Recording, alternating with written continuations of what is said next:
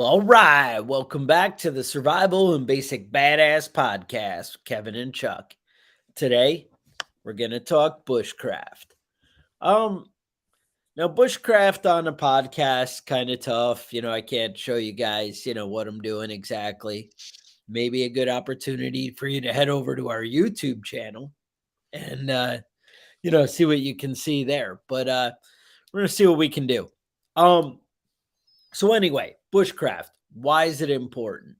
Well, the bottom line is you can either spend a ton of money on gear or you can actually learn skills that'll basically bypass and get around that gear.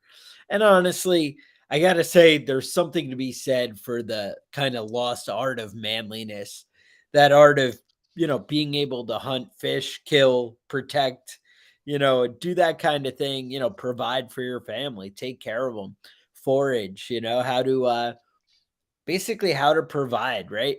That's in my mind what it is to, to be the provider, to take care of a family, to be the head of a household. It really comes down to having the skills to be able to take care of the things and the people that you care about.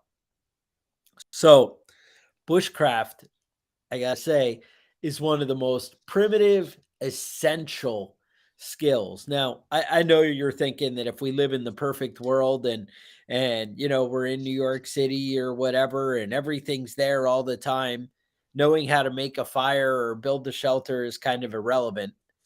And you know what? To be honest, in a way, that's true. But throughout history, we've seen that the world can really change at any time. And it doesn't always mean that it's going to be the way that it is today. And I think these basic skills, and I say basic, but I mean, there's a lot to learn out there, but these skills can be essential, to survival. So, Kevin, what do you know about bushcraft? What can we talk about here? Well, first, I want to agree with you that listening to a podcast on bushcraft is not going to improve your bushcraft skills immensely. Um, you know, uh, you can learn all sorts of bushcraft skills watching videos and listening to podcasts and be 300 pounds. Stuffing cheeseburgers into your face at the same time and not have any actual abilities. Um, I think, yeah. Now, go it, ahead. yeah, it's really a hands-on thing. This is really Yes. something that you have to actually implement to learn how to do anything. Even the most basic skills, until you get your hands on it and start doing it, you're not going to really understand how it works or why it works or what you're supposed to be doing. Right. Well, I think it's like trapping. You Mhm. can read a million books on trapping. And actually, we did a very thorough episode on trapping a while back. But the bottom line is, until you go out and see it and do it, it's just one of those things. You kind of put the time in and start developing it. But I think we can give you guys a lot of the information to get you pointed in the right direction and tell you what kind of skills you need to be thinking about and what kind of things, little tricks you might be able to apply and where to find it. So I don't know. Kevin, where do you want to start? I mean, Let's. I think, yeah, go ahead. Let me give you the basic rundown. I'm sorry. There's like All right, cutting good. tools, we have cover elements, we have combustion, fire, that kind of thing. Containers, basically protecting your stuff, storing water, that kind of thing. And then cordage, knots and all that. And they say the 5 C's of survival, right? These are the Right. things that you need to know. But where do you want to start? Well, let's start with the basics. The first three basics, which I consider food, water, and shelter. Um, so let's start with food. So how are you going to acquire food? Um, Hopefully, you're not going into the woods with nothing to eat to start with. You know what I mean? Because you're going to have a hard few days before you start getting things set up and get ready to get anything done.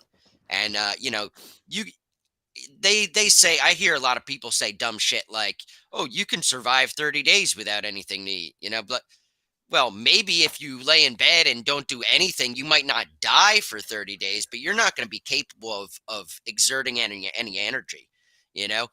You Just could watch Netflix though.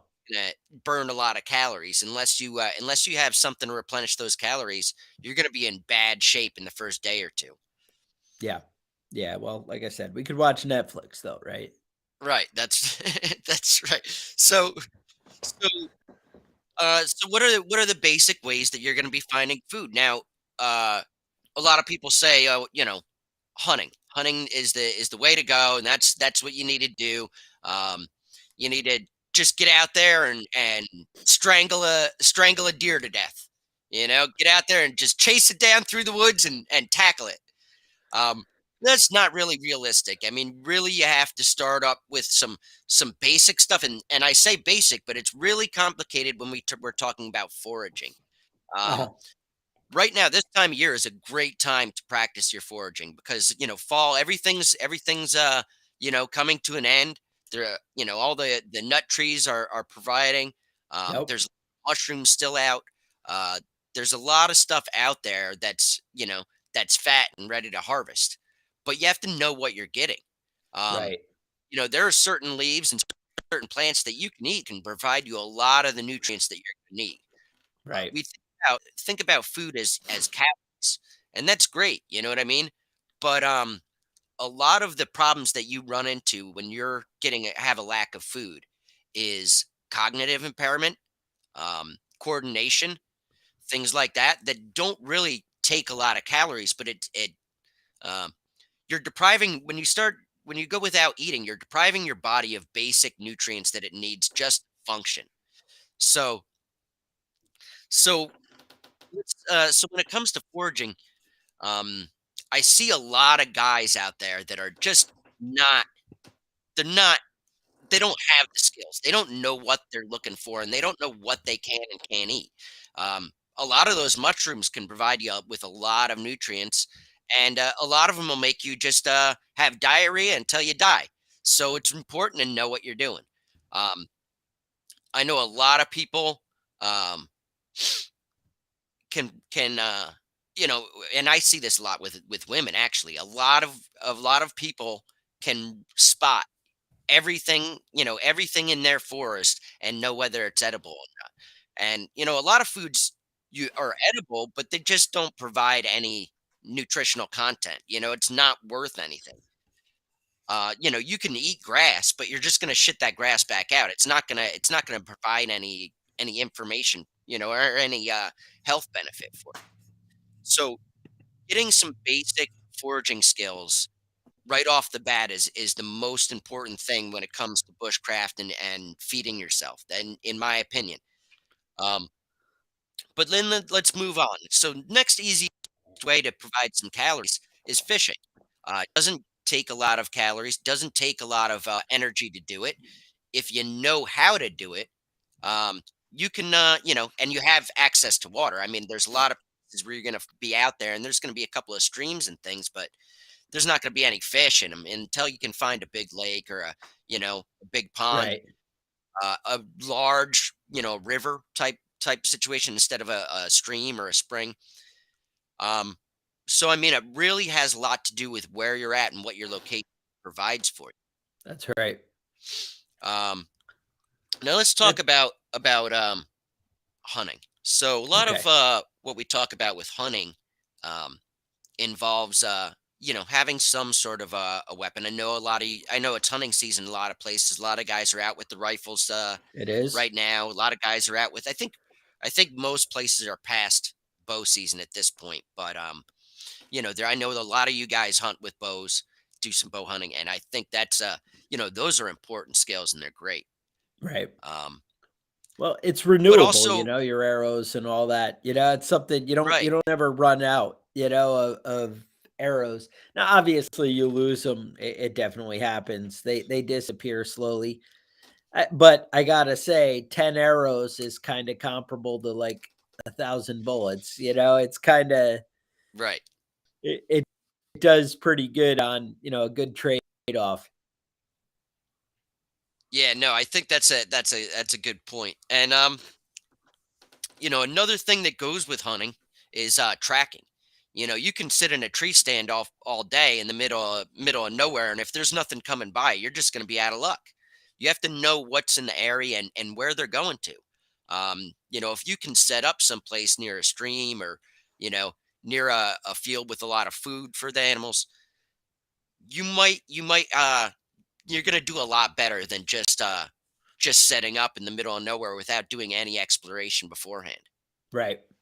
Well, I think one of the things that people don't realize about hunting, it's a lot different than you imagine it. And I mean, the guys who are sitting in the tree stand right now, or who've been out there, listening to the podcast, or who've done this for a while, know what kind of patience it takes.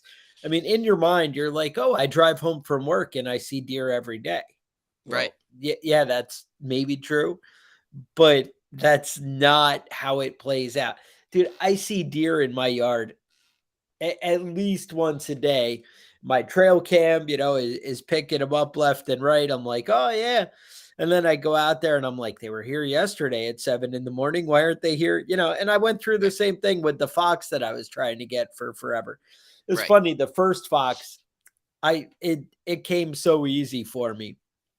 This guy was out in the yard and he gets my chickens. I set up a trail cam, and I think 3 days in a row, he was like came walking through it like 11 PM or something, right at the right spot. And I'm like, cool, I'll just go out there at 10:30 and be ready to Right. go. And sure enough, 11 o'clock, that guy all dumb and happy comes walking up the road, and yep, bang, got him. Everything's great. Then the girl fox, she'd show up at 10 o'clock one night. She'd show up at 3 in the morning the next night. Then she wouldn't be there for 3 days. And it didn't go like the fantasy in my mind. And my point is, everybody has that fantasy of, oh, yeah, I see him in the trail cam about 7:42.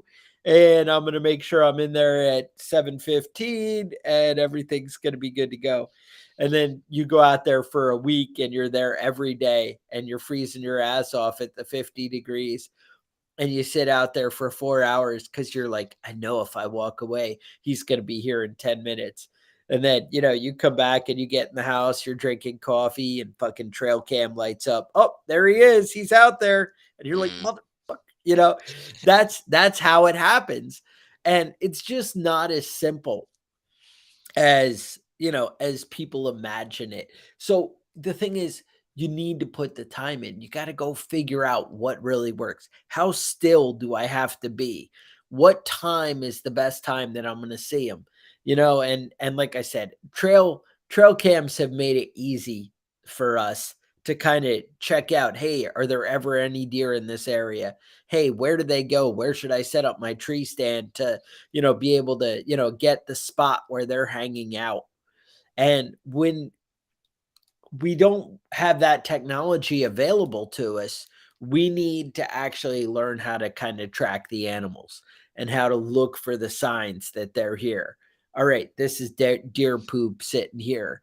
All right, these are the things we need to see. I know where I am here, people use dogs, people they're putting deer piss out all the time, and whatever to kind of bring them in. That's the you, when we don't have all the extra tools available to us, we need to have the skills that we're going to be able to find them. The same thing goes with trapping. You have to learn, all right, what do I have to do to keep my traps clean from scents? What do I have to do to maybe cover up the scent? I mean, I know when I'm trapping, one of the biggest things I do is we take like fox piss and we'll put it on like a stump or something, because you know how dogs are, they can't resist coming over and pissing on somebody else's piss, because damn it, they better not be marking. Yeah. When your dog gets out and he gets into the neighbor dog's area, first thing he does is run around and piss everywhere to be like, nope, not there, that's Yeah. mine now. You got to claim it. And but my point is not that too much talk about piss, but the idea is you need to learn what tricks, what skills really matter. What are the animals going to notice, and what can you notice to know where the animals are going to be? Kevin had mentioned mushrooms earlier. When you go out foraging for mushrooms and food, that's something I can't tell you about in a podcast, but somebody who is familiar with your area and offers a class on mushrooms. And if you actually start to apply those skills and look around, for what's available in your area and pay attention to that, you can really develop something. One of the things with foraging, a lot of people say that you burn as many calories out searching for stuff. Obviously, this depends on the area and the season that Right. you're in. But if you can learn to recognize what you're walking by as you just go through the woods or what's right around you, if you really open up to what's available to you, then you can start to grab these things a lot more, and it can be a great supplement while you're out setting snares or doing trapping. Now, I have to point out snares are illegal in most places for catching animals, but these are skills you want to learn and understand. Um, setting snares along a tree branch can be a neat way to get squirrels. You may want to look into that. But Hmm. anyway, Kevin, sorry, not trying to hijack the conversation. That's all right. That's all right. Let's move on to water. Okay. Now water is the most necessary thing, and hopefully, if you're out there, um, you know where the water is. Obviously, if you're lost in the woods, you're going to start moving downhill if you're trying to find some water because that's where the water goes. But you can't just find any water any place and grab it and start drinking it. That's not the case anymore. It used to be much more. Used to be a lot safer to drink running water. Um, Yeah. a lot of things are pissing in it now. Giardia is a real thing, and Giardia is not naturally occurring in the streams around North America. What it is a lot of campers, hikers went out there and just started pissing randomly, pissing in streams, pissing all over the place, and infected a lot of the wildlife um, with this bacteria. And it can really put you in bad shape if you get a case of giardia. And Yeah. you just have to be conscientious of what's upstream, what's downstream, and what's around that area. Um, Yeah. so if you're looking for safe drinking water, your best bet is to first filter it through something simple. You can use something easy like a t-shirt. You're basically looking to get the leaves and the sticks and all that pond scum out of there first, and then you're Right. going to want to bring it to a rolling boil for 5 minutes. That's the standard use for water. Now, if you don't have pots and pans, if you don't have anything to boil that water in, it can be really tricky to try and purify that water. So if you're stuck in a bad situation, first thing you're going to do is look for running water, right? That's going to be your best bet for clean, safe drinking water. When it comes to a lake, though, that's a lot more tricky. You don't want that water that's right by the side that you can get to. The safest water in a lake is way out in the middle of the lake at the very top. You know what I mean? You're going to need to go swimming out there, or you're going to need some sort of a raft to get out there and get to it. Um, I don't recommend just drinking water without boiling it first, but sometimes you're in a bad situation. I've done it plenty of times, and thrown up and got diarrhea plenty of times too. It's great to do these experiments when you can go to the doctor. You know what I mean? It's fine. Don't worry. You don't have to worry about a lot of things like giardia and salmonella and a million other of those diseases when you have a Right. hospital you can go to. You're not going to die in the United States from these diseases if you can go to a doctor. But if you can't go to a doctor, you can really be in bad shape by drinking some bad Right. stuff. Right. So Diarrhea is the number one killer in the world till COVID I got here, I guess. I don't know. Yeah, I guess so. I hear that. I mean, they say that clean drinking water, access to clean drinking water saves 160,000 people per day. So, I mean, that's a lot of lives being saved by clean drinking water. I can't imagine what it would have been like living in a city in the 15, 1600s where everyone's just throwing their their piss and shit right out the window into the streets, you know. Um, but it's a big deal and it's important. And you know, we live in a great country where we can just turn on a tap and get clean drinking water anytime we want. Right. But when you're out in the woods, it's not the case. So it's definitely something to think about. Now, a lot of you guys do stuff like purification tablets. Those are great. I know there's some iodine pills that people use, and that works. Um, Small amount of bleach. You know, you don't want to use a lot of it, just a little bit of bleach. But these things all take some time. So just make sure when you use that stuff, you give it time to work. About 30 minutes is generally what I would consider an appropriate amount of time to wait. A lot of you guys have those filter straws. What is it called? Life straw and um, Sawyer makes a good one. yeah. And you know, we talk about bushcraft, but a lot of this stuff, you know, in the modern world, a lot of this stuff is very handy to have around with you. You know, basic tools are definitely worthwhile, and Yeah. those filters are definitely worth the effort.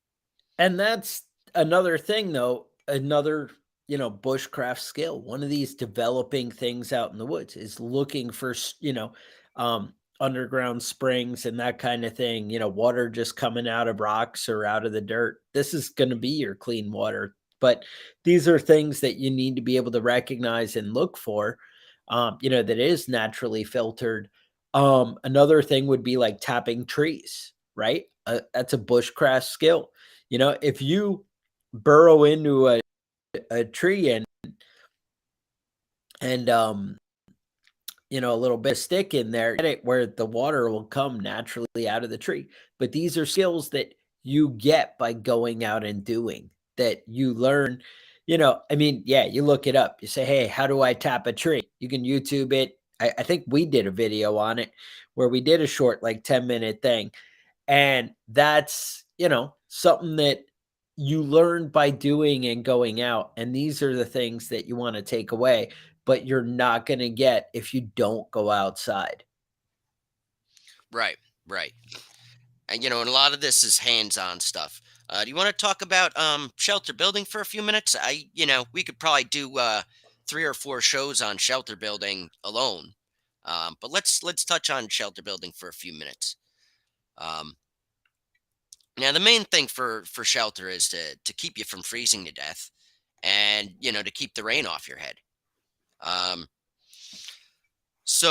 you know, you're gonna need a bare minimum. You can build a lean-to and put bark all over it and keep the water out, but you know, it's a lot of work. And I would Right. recommend, if you're gonna be out in the woods, at the bare minimum, have a tarp with you.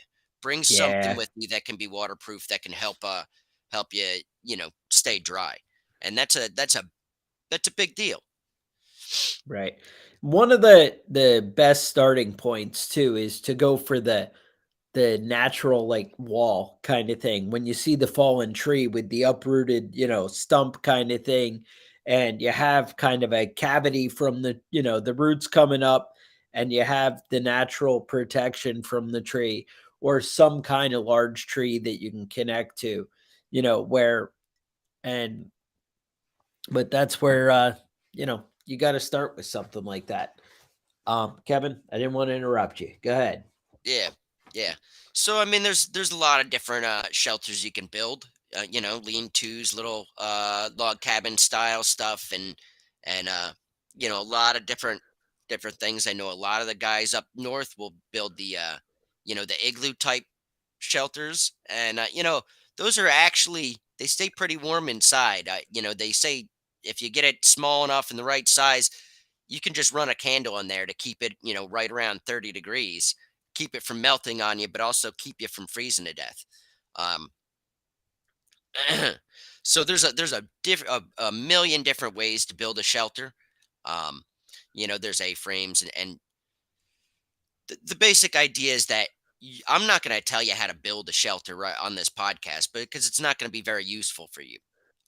The best way to do it is you have to get out there and do some shelter building on your own. See what works and see what's going to be helpful. See what's going to keep you warm, and you know, see what's going to keep you dry. Um, let's move on to fire building. Um, I know there's there's a lot of different ways, and a lot of people have specific stuff that they do. Um, Talk about ferro rods and flint and steel and all that sort of stuff. Uh, Personally, I prefer a bunch of lighters. What? Throw 5 Bic lighters in your backpack. There's no reason to be out there like some asshole spending 45 minutes rubbing sticks together trying to get something started.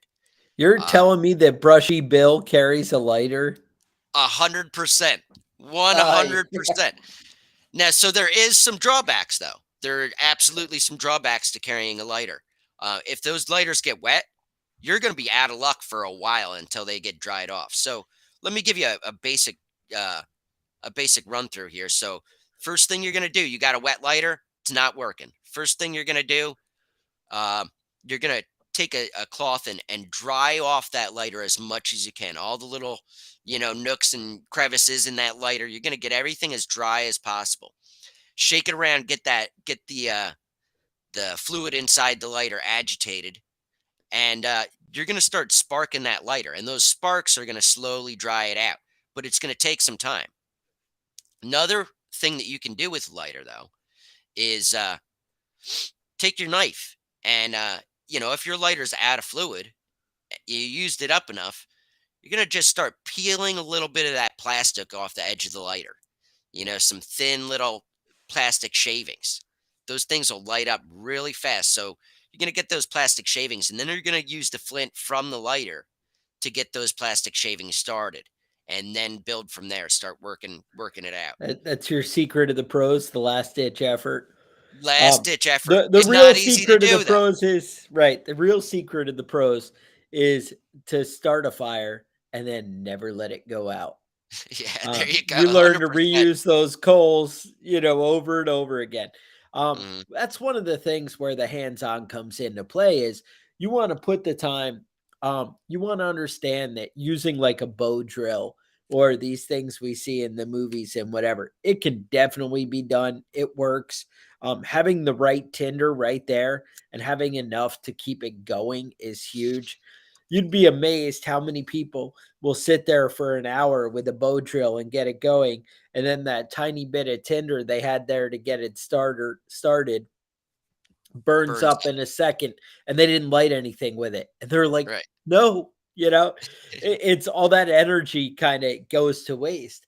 Um, but that's where that practice and experience, comes in. You put the time in when it's not as essential or life threatening situation. You be ready. To learn to build these little mouse nests, and people put the dryer lint in their pocket and they just carry it around with them and stuff. I know some of you take that as crazy, but some people just get in the habit of using keeping these things available to them, but also learning to recognize it when you're out in the wild. Hey, that would be great. Look at this little mouse nest. Look at this, dried out stuff that's been sitting here, this actual bird's nest that I can use to start my fire. These are things you want to learn to recognize and see.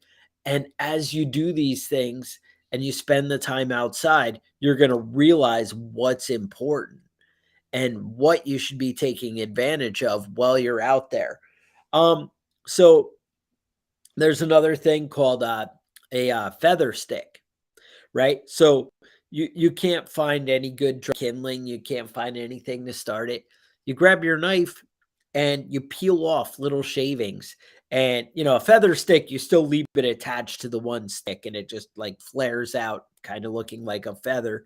And you can use that to go ahead and light stuff, or you can just peel the shavings. But creating your own kindling, turns out that's a thing. Um, in order to do that. And then some of the best ways to start a fire, learn about the little different methods. A teepee is a great way to start. Usually, I have some kind of bird's nest kind of thing in the middle and like a small twig teepee. And honestly, a teepee seems to be the best kind of fire way that you can do it for building a fire. Now, work with me. If I'm cooking, that might be my starting point. And then you move into like that log cabin kind of setup or different things. And if you don't know what I'm talking about, you need to be getting outside. You need to be, getting into nature. But you can just keep building on these things. But like I said, you can just whittle up little things, cut up those shavings. But in order to do that, you're going to need a sharp knife. Kevin, you Right. know So about sharp knives? let's talk about this because I feel like there are a lot of people out there carrying dull ass knives around, and when their knife gets dull, they just go out and buy a new one. So there's some basic things that you need to know when it comes to knife sharpening. So let's talk about this. Um, now I know William wanted us to hit that's right. on It was a knife couple of months sharpening. ago, and we So didn't get right to it because you can't do a whole podcast on knife sharpening, but um, we're going to talk about it now. So first thing you need is a good sharpening stone. They're okay, not cheap. You can get them fairly most places, but they're not cheap. And you're going to want to take that stone and you're going to want to get a nice coating of oil on there. I use olive oil sometimes. Some people use grapeseed oil. It doesn't really matter. Um, you just want something that you can even use WD-40 as long as you're not planning on using that knife for to immediately start cutting up food. And so you're gonna want to take your knife and you're gonna want to put it at a perfect 90-degree angle to that stone, right? And then you're going to cut that in half. So that's going to put it at 45 degrees. Then cut that in half again. That's going to put it at 22 and a half degrees to that stone. And you're going to want to slide that knife away from the blade along that stone. And that's going to give you the best, sharpest edge and the cleanest edge that you can get. Now, some people don't use oil. That's fine. It doesn't sharpen as evenly. A lot of you guys I've seen, and I've done it myself, will get a file or get even a grinder, and that's fine if you've got something that you really don't need to be perfectly sharp. You know, Uh, if you're using cleaning up lawnmower blades or something like that, that's fine. But don't do right. that on your personal knife. Just use That- a sharpening stone. And no, I know they sell a lot of little gimmicky things where you can yeah. slide your knife through this. I It's a good way to cut your hand open. Those things. Just, it's fine if you like those things, use them. That's fine. Personally, I don't ever use those things because you got a good chance of slicing your hand open with those things. They're just not the safest way to clean a knife up. Now, if you keep your knife sharp, you can sharpen them on the sharpening stone just a couple of seconds, before you use it. Every time I go to cook or do something in the house with a knife, I'll just spend about 30 seconds sharpening the knife up on either edge just to keep it clean and ready to go. Even if I'm just going to cut up a tomato or a vegetable for dinner, I like to keep those knives sharp because you know it's a good tool to have. A sharp knife. A dull knife is just going to make a mess out of stuff, and you're going to end up using more force than you have to, and end up smashing getting a good cut. And the truth is, dull knives. People cut their hands with dull knives a lot more often than they do with sharp knives. Keeping a sharp knife is the safe way to go with that stuff.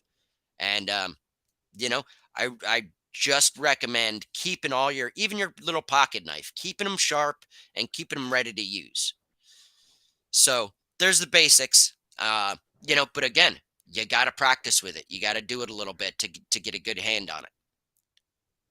Right. So that's the thing. And the same thing goes with like an axe. You got to keep those sharp. And I got to say, getting to know an axe, and it's funny, when I first got like a decent axe, I used to like keep it in my bedroom right next to the bed. And it's funny, not like, oh, I'm worried about predators, but I was like, nobody's touching my axe. Leave it alone. It's Right. mine. I want to keep it nice and sharp and right next to me. Um, So I don't even know how you say the name. There's a company, Gransfors Brooks, and I'll Uh-huh. put the name in the show notes. And their axe is to get a decent like forest axe or big, like woodsman kind of axe. You're probably in the like $300 neighborhood, or maybe even a little bit more for a decent size. Like they have hatchets and Yeah. stuff for like 190 or something.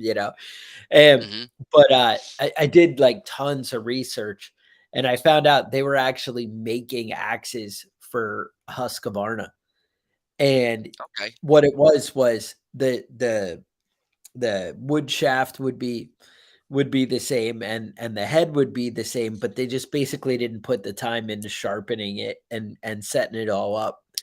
And that was the big difference in price. Now, mind you, it still wasn't cheap.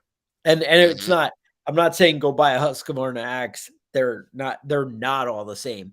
But I did tons of research, and they were like, if you buy this one model, and you'd see it in all the reviews and stuff, they were like, oh, it's even got the stamp in the head, from the company.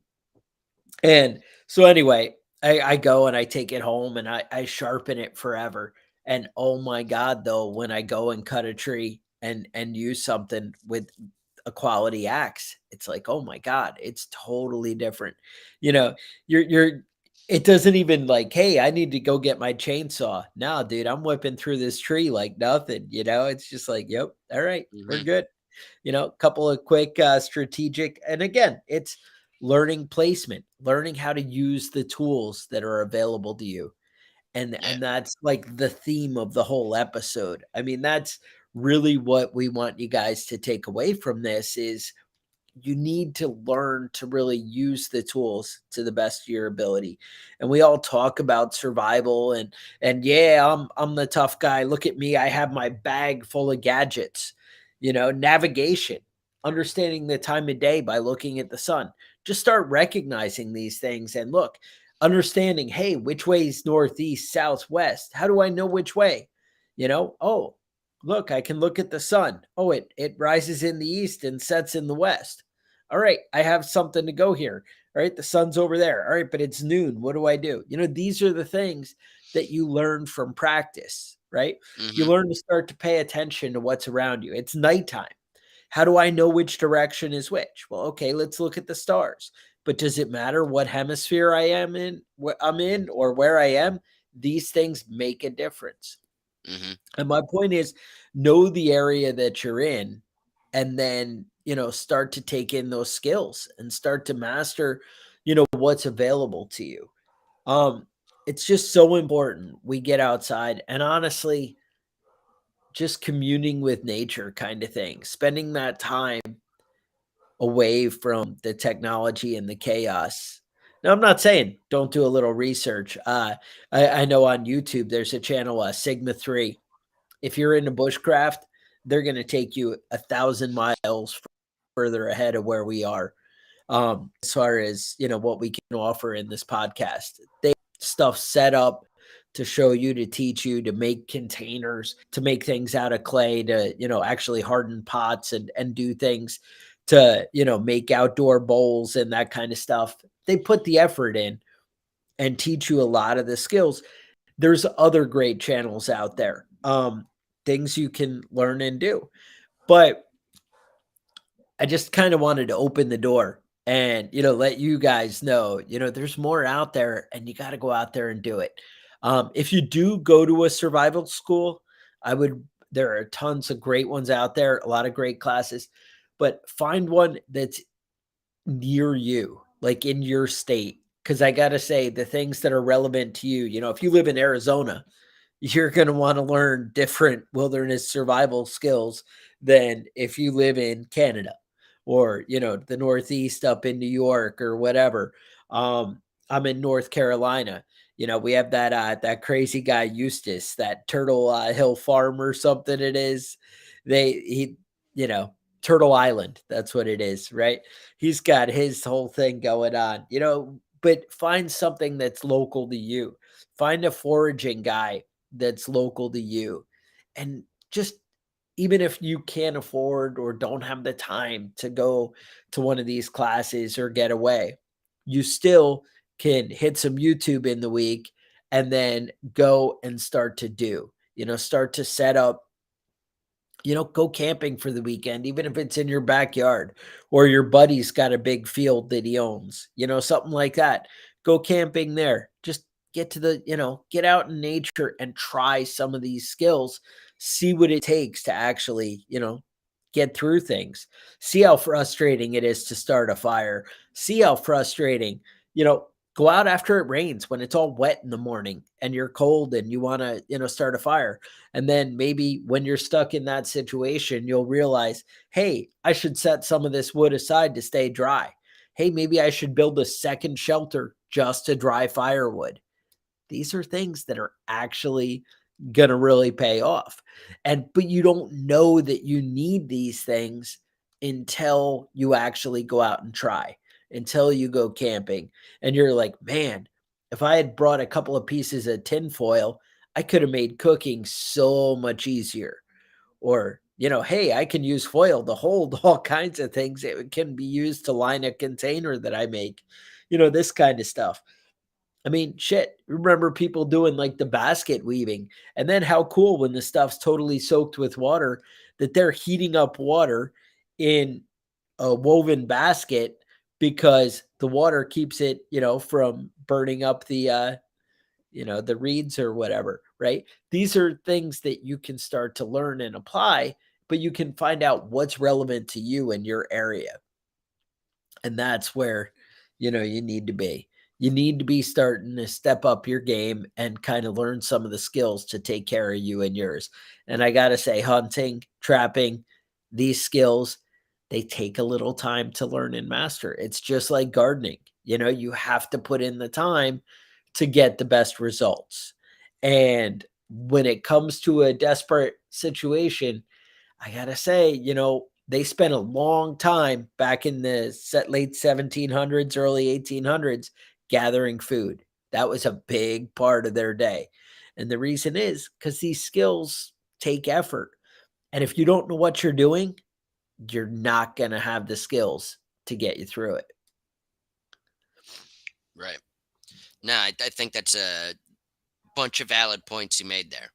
Um, Now I think we've gone through most of the basics of bushcraft. The only thing left on here is rope. That one I kind of want to talk about. Yeah. So I see a lot of people with this paracord bracelets and the paracord Yeah. stuff. I somebody sent us a paracord dispenser that you can wear on your belt. That it's got 50 feet of paracord and you can just pull it out from your belt like I you know paracord is great. I'm not saying anything against that. It's great to have a lot of the but not all paracord is created equal.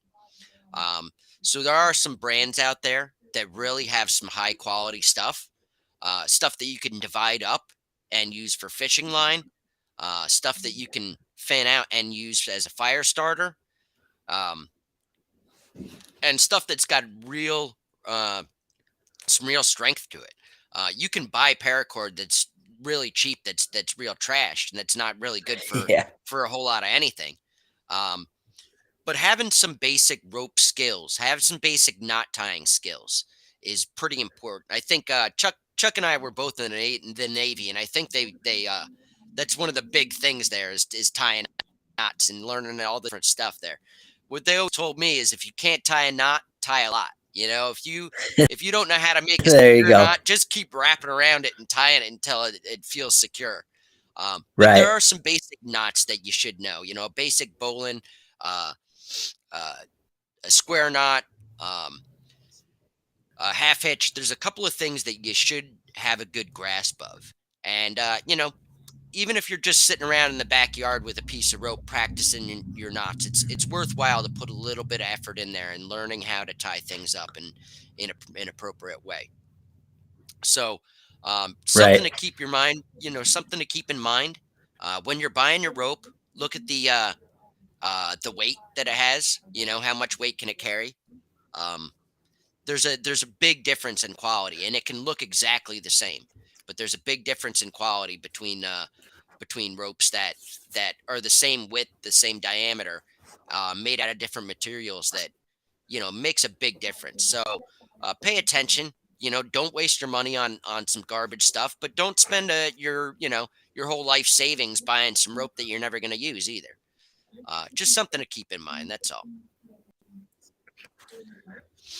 Now, do you want to hit on anything else, Learn Chuck? how Is there anything that we missed today? Go out and learn how to tie a bowline. Yes, Um, sir. Yes, sir. you make that circle. The rabbit, comes up out of the hole, Rabbit comes out goes of the around hole, the round the tree, tree. back in the hole. Right. Right. I'm saying it's something you may want to look into. If I don't use that nod, at least once a week, then there's something wrong. It's No, easy for that's forget. That's a hard one to do. It's easy to forget how to do it. yeah. It really it is in my regular use area there. So get to like and subscribe, you guys. If you appreciate it, and hey, comments. We love to hear, what's going on. I don't ask you guys much, but it would be great if you could leave some reviews on iTunes, Spotify, iHeartRadio, wherever you're downloading the podcast. Reviews help basically build up our credibility, and it grow the brand, grow the channel. We've been trying to, step up our game and bring some different things. The YouTube channel kind of growing here and trying to give you the ideas and the things that you're looking for. If you have show ideas, email us at preppingbadass@gmail.com. We also have a webpage, preppingbadass.com, where we have an email list you can sign up for. We also, sell some badass, that kind of stuff. You get one of those don't give them an inch shirts. You want one. And you may want to check that out. But sign up for the email list, and that way specials and sales and things come out, that are cool, or we do a new live episode or something. We can keep up to date so you don't miss a trick. But otherwise, I would say that, that's pretty much where we're at. Stay safe, and we'll talk to you guys next week.